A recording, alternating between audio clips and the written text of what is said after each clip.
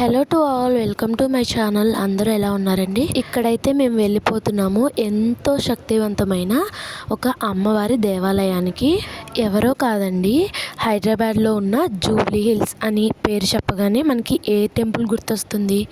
ఎంతో పవర్ఫుల్, అలాగే 2000 ఏళ్ల నాటి చరిత్ర ఉన్న శ్రీ పెద్దమ్మ తల్లి దేవాలయానికి మేమైతే నా 4th స్టాండర్డ్ ఉన్నప్పటి నుంచి హైదరాబాద్లో ఉంటున్నామండి.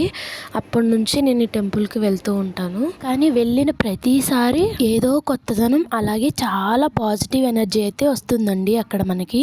ఆల్మోస్ట్ ఈ టెంపుల్ గురించి అందరికీ తెలిసే ఉంటుందండి. ఎవరైనా తెలియని వారు తెలుసుకుంటారని మాత్రమే నేను చెప్తున్నాను.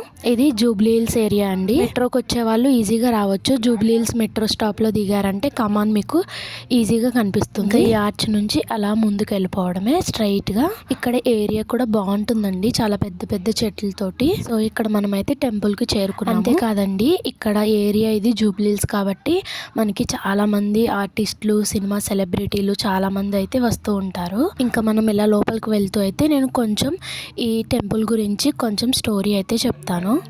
ఈ గుడి స్థల పురాణానికి వచ్చినట్టయితే ఒకప్పుడు మహిషాసురుడు అనే రాక్షసుడు అయితే ముల్లోకాలని పీడిస్తూ ఉండేవాడంటండి. అలాగే యజ్ఞాలని నాశనం చేస్తూ ఉండేవాడు.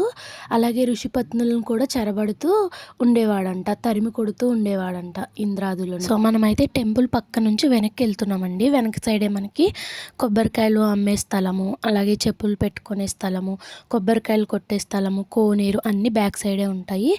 కాళ్ళు కడుక్కోవడానికి ఫ్రంట్ సైడ్ అయితే ఉంటుందన్నమాట. ఇలా టెంపుల్ గోపురం పక్క నుంచి అయితే మనం వెనక్కి వెళ్తున్నాం. అయితే ఈ మహిషాసురుడు అనే రాక్షసుడికి త్రిమూర్తులు కూడా చాలా భయపడేవారంటండి, తట్టుకోలేక.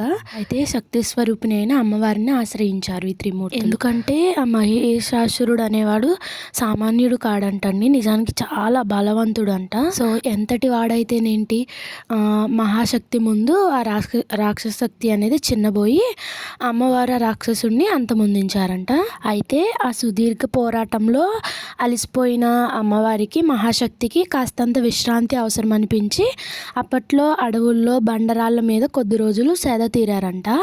అది ఎక్కడో కాదండి, ఇదే జూబ్లీ హిల్స్లోని ప్రస్తుతం పెద్దమ్మ దేవస్థానం ఉన్న ప్రాంతం అనేసి మనకి హిస్టరీ, చరిత్ర అయితే చెప్తుంది. మనం వెనకైతే కొబ్బరికాయ కొట్టే ప్లేస్లో కొబ్బరికాయ కొట్టి ఇలా గ్రిల్స్లో నుంచి అయితే క్యూ లైన్లో నుంచి టెంపుల్ లోపలికి వెళ్తున్నాము. ఇది బయట సైడ్ అండి. ఈ టెంపుల్ ఎప్పుడు కూడా చాలా రద్దీగా ఉంటుందండి. అందులోని ఇప్పుడు హాలిడేస్ కదా, అందులో శుక్రవారాలు, మంగళవారాలు ఇక్కడ అన్నదానం కూడా జరుగుతుంది. చాలా రద్దీగా ఉంటారు. చూసారా ఎంత క్రౌడ్ ఉందో. మనమైతే ఆలయం లోపలికి ప్రవేశించామండి. ఇదైతే గర్భగుడి ముందుగా ఉన్న ప్రదేశం అనమాట. ఇక్కడ పొడవాటి గజస్తంభం ఉంది కదా, ఇక్కడ మధ్యలో ఫ్లవర్స్ తోటి డెకరేట్ చేస్తారు, దీపాలతోటి.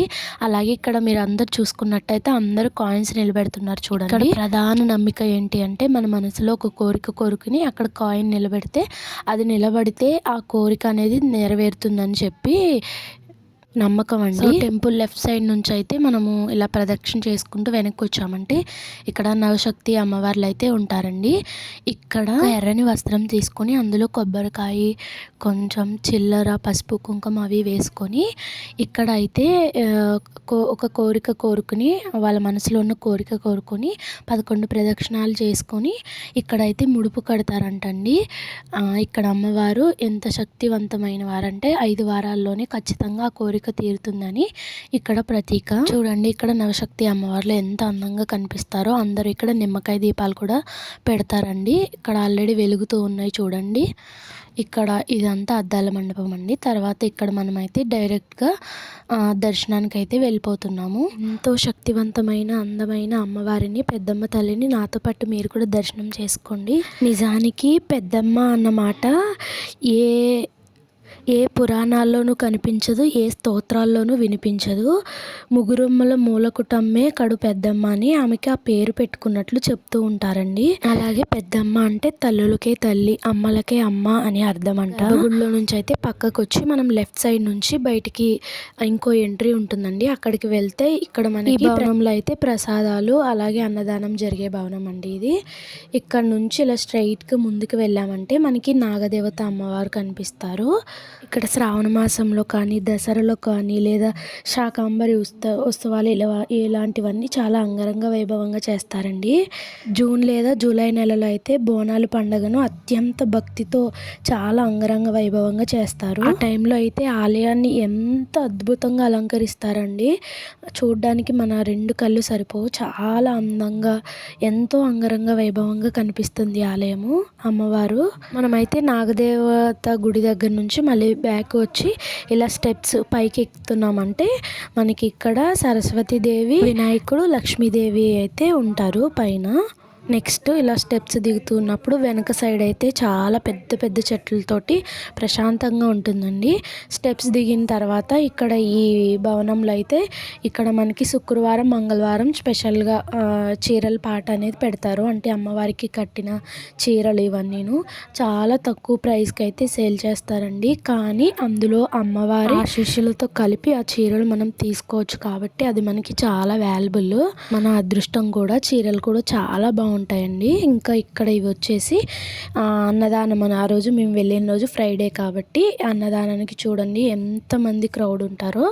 మనకి ఫైనల్గా టికెట్ దొరికింది. ఫ్రీనేనండి అన్నదానము.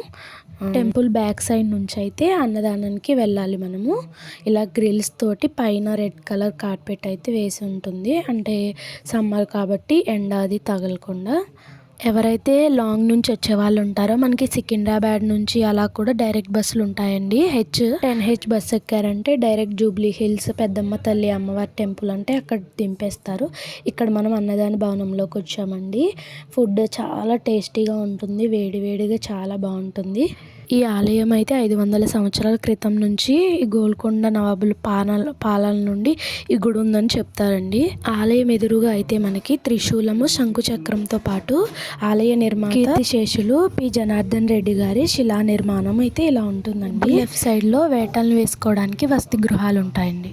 ఈ వీడియో మీకు ఎలా అనిపించిందో కామెంట్ చేయండి. తప్పకుండా లైక్, షేర్, సబ్స్క్రైబ్ చేసుకోండి. Thank you.